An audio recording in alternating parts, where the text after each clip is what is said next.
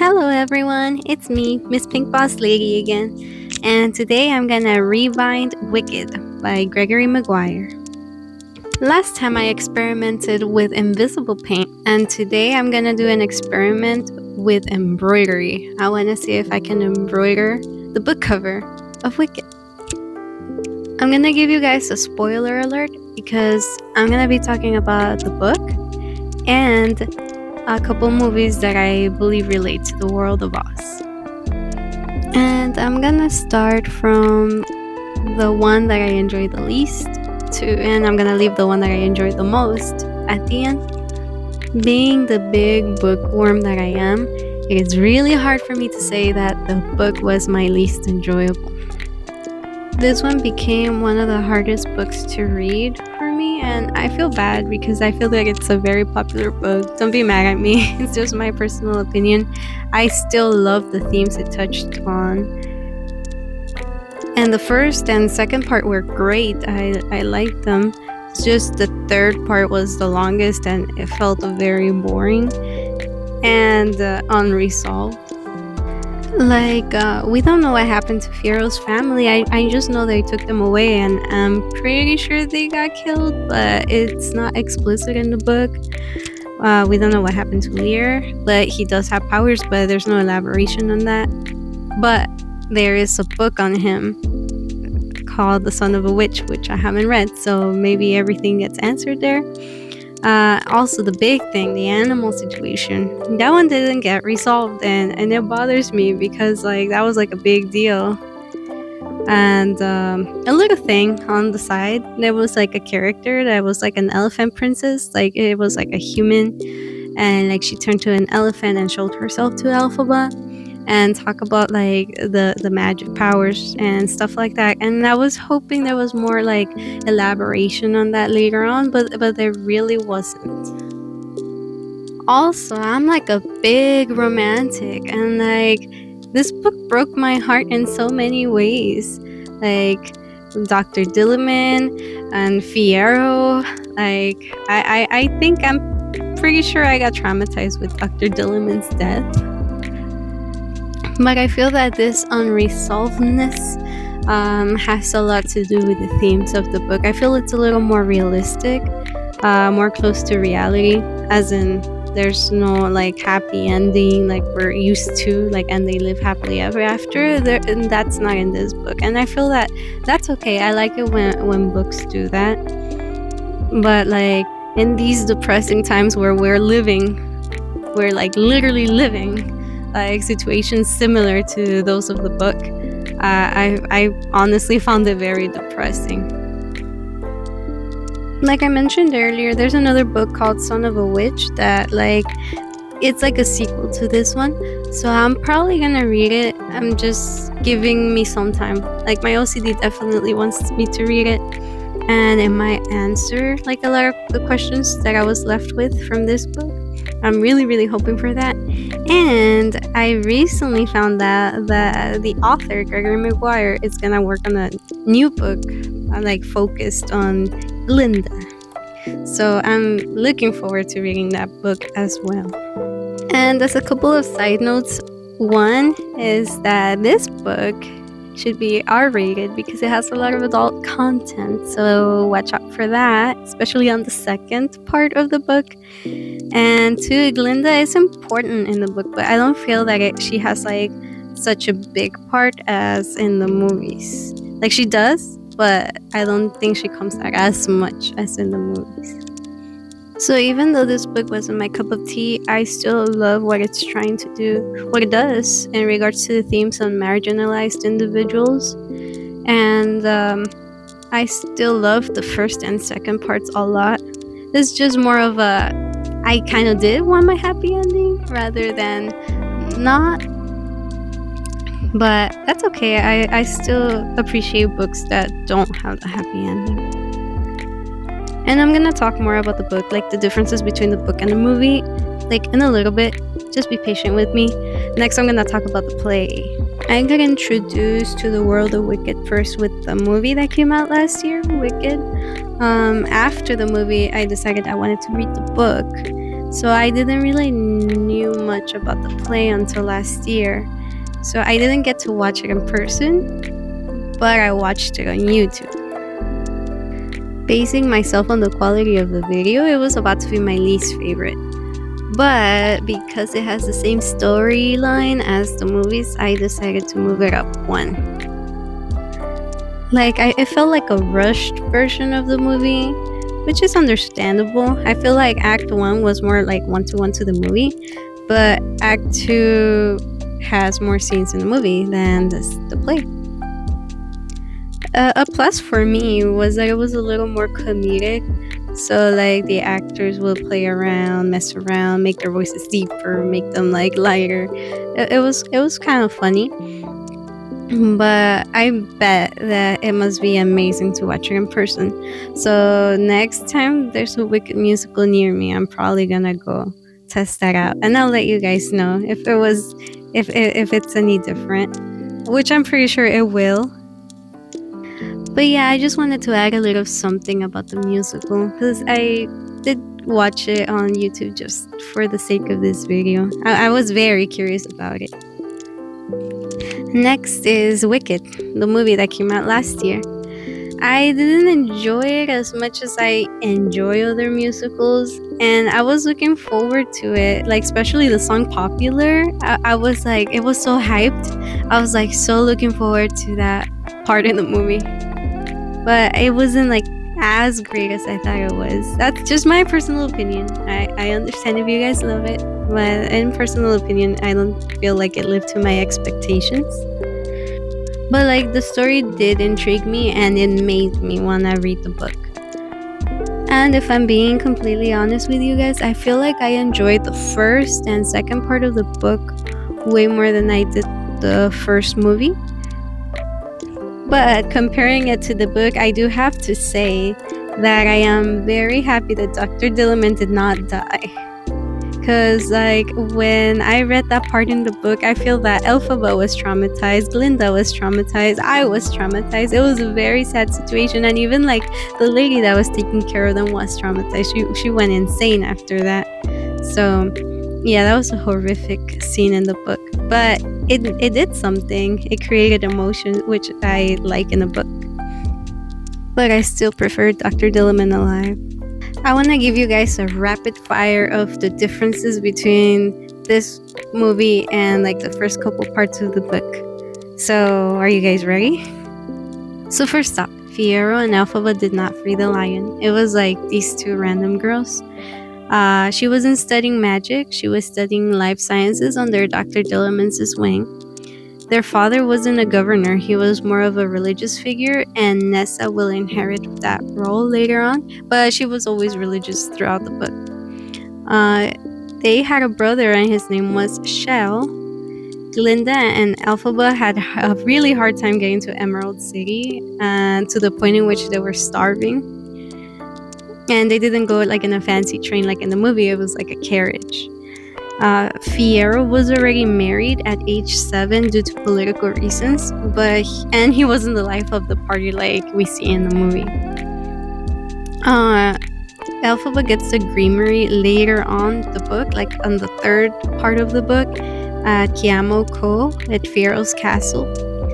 And there were way more characters in the book than in the movie. There were actually a couple Easter eggs that I caught in the first movie, like the lady that takes care of them. So yeah, there were so many other points of comparison between the movie and the book, but these are like the first ones I can think of right now. If I told you guys all the differences, I would not finish this video in a really long time. Overall, I thought the movie was super enjoyable. I liked it. Just that in terms of musicals, it didn't live up to my expectations. I feel that The Phantom of the Opera will forever be my favorite musical of all time, even though I have also been obsessing over this other one called Epic the Musical by Jorge Rivera Herranz. And like, if you know, you know. If you don't, go check it out because it's just amazing. Like, you get addicted to it. Like, I thought I wasn't gonna like it, but then I ended up listening to it over and over and over again to the point it made it to my number one artist of the year. So just go check it out if you like musicals.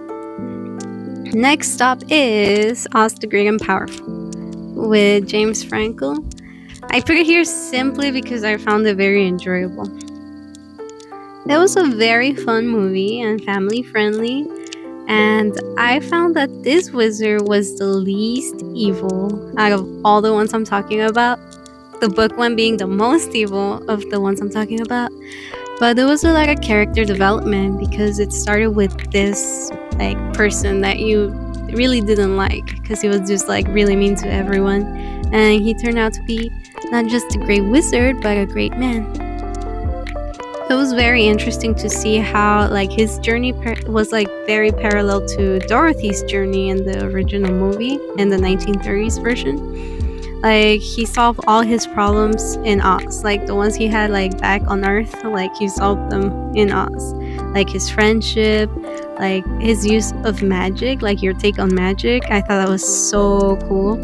And love / commitment issues, you know, with Wanda / Glinda. Also, I want to tell you guys that like Wanda, the girl that he liked in Kansas, was gonna marry a guy with the same last name as Dorothy. So I'm pretty sure she's Dorothy's mom. But I don't know. I'm just saying. Yeah, but going back to my little take on this movie, I feel that throughout all these scenarios, the sister like has been like not likable at all. But like here she takes the crown because like she is the most evil because she was the one that made her sister wicked. Even though like overall like I feel that she became wicked out of a broken heart. So it still like has like a little background story on how she became wicked. But when she was turning wicked, you could see that she understood that her sister was the one that was truly evil. Now thinking about it, I find it very interesting how like in all of these different perspectives, the quote-unquote wicked witch's sister is evil and people don't like her and are pleased when she's gone. It's just interesting to think about that.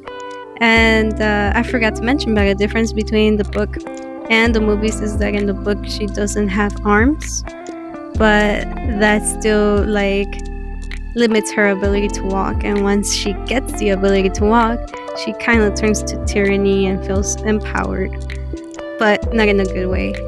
But yeah, I liked it that in Oz the Great and Powerful there was more magic going around, like magic fights like Harry Potter style a little bit, and also the expansion on the world of Oz. Like we get to see this porcelain city that like didn't come out in the original, and it's not really mentioned in the book either. And we get to see like the bubble city that you cannot enter unless you have a pure heart. I thought that was very funny and really nice. Like I feel like in the Wicked movies they don't move around that much. It's just like the school and where Elphaba's like lair is, the yellow big brick road, the castle, but like it's like not like that elaborated. It's just like where the scene's taking place, and of course Emerald City. But here I feel like they elaborated a lot in the world and like the characters fit within the world. But in terms of like world description and world expansion, I think the book wins because it literally has a map and the story does take place in a lot of those places. And I like going back and forth between like story and the map to know which place am I in the story, you know? So I like that. But yeah, that was my little take on Oz the Great and Powerful. Now we're moving on to the OG, to the Wizard of Oz, the 1930s version. For years, I was afraid to watch this movie, but like I decided to watch it for this video, and I was not expecting it to be this good. Like I went on it thinking, oh, I'm probably not gonna like it, but it was super enjoyable and cute. There is a book before the movie, but I looked it up and it had 263 pages, and I don't know. I just looked it up on Google. I don't know how like big or small like the size font and the spacing is. So I just decided to like leave it for another time. Like I'm still gonna read it. I'm just gonna take a little time before I get to it. But I'm probably gonna read it before I read The Son of a Witch. Definitely. I don't really have much to talk about it. We all know the story. But I do see that like the movie left a lot of room for Gregory Maguire to build his book on the Wicked Witch, because I remember that when I watched it, like maybe it's because I was already thinking about it because of the movie, but I kept thinking like, why is she wicked? Like I wanted to know her backstory, and I feel that Gregory offers a very interesting twist on it. So I'm happy to have like that train of thought when watching it. And last but not least, we're going to talk about my favorite one, which is the movie that just came out, Wicked for Good. I feel that I went to watch it with very low hopes. Like I was still thinking that the OG Wizard of Oz was going to be like my favorite, but no, it like surpassed my expectations. I think it was great that I didn't watch the play before I went to the movie, because it was a surprise, and I was very happy to see that Fiyero didn't die and that Dr. Dillerman was still alive as well, not brutally murdered like in the book. As a little side note comparison to the book, I want to say that in the book there's a part where Elphaba is on a tree looking at Dorothy, the Tin Man, the lion, and the scarecrow, and she wonders if the scarecrow is Fiyero. There's not much to it afterwards. She also wonders about the Tin Man, if he's this one guy that her sister kind of affected, and the lion, if it was the lion that escaped. But like, I'm really happy that the movie went for it and made Fiyero the scarecrow. Well, in retrospect, the musical adaptation, right? They were the ones that did it. But yeah, I'm like, I really liked it, and I'm happy that I didn't watch the play on YouTube before I watched the movie, because it was a surprise to me in the movie, and that made me very happy. Because Fiyero didn't die, and that part in the book made me really sad.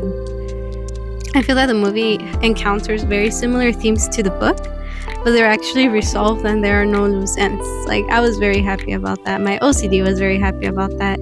And my little romantic side was pleased with the fact that Fiyero didn't die.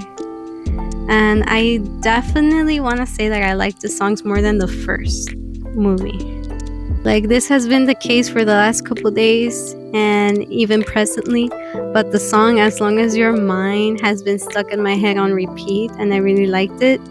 Also, No Good Deed, which was the song that came right after that. Whoa, it just blew my mind. It was amazing. But I also have a little rapid fire of comparisons between the book and the movie for this one. So, ready? Okay, first off, Glinda was not going to marry Fiyero. She ended up marrying an old man with lots of money. Elphaba didn't get the broom like in the movie. She ended up getting it later on, and she struggled a lot to like manage magic and make the broom fly. Fiyero got killed because the secret police of like the wizard found him in her hideout. Also, Fiyero and Elphaba had a kid, but she was always unsure, but like it was definitely hers. That's the next book. She wanted to apologize to Fiyero's wife and his kids for the affair, and that's how she ended in Kiamoko and in his castle. Elphaba finds the grimoire in the library of that castle.